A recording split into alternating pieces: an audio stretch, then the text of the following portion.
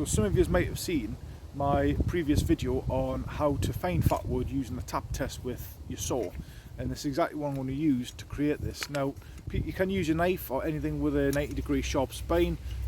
Most folding saws have got one. This one's really good, and all I'm going to be doing is using that magic 45-degree angle to get what I need. So you need something to put down so you're not going to get it wet. However, the good thing about fat wood is it is waterproof.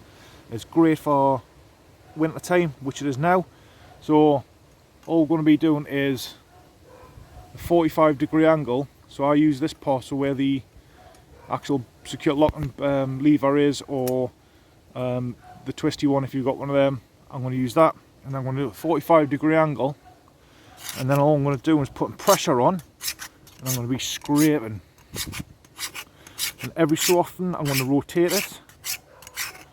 But what I'm not doing is I'm not doing it really fast, because as you can see it flies out everywhere.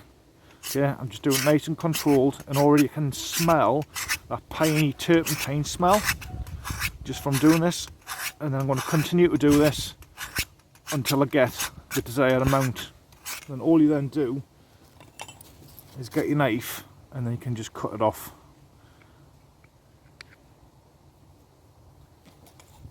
And then you've got a nice big amount of Maya dust.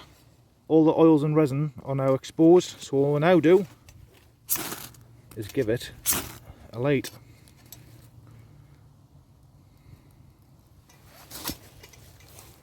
Give you around about 2 minutes worth of burn time, so you'll have your fire already built, and then all you will then do is just put it inside and then build around it, and then there you've got your fire. Great in the winter. Go out, get some fat wood and give it a go.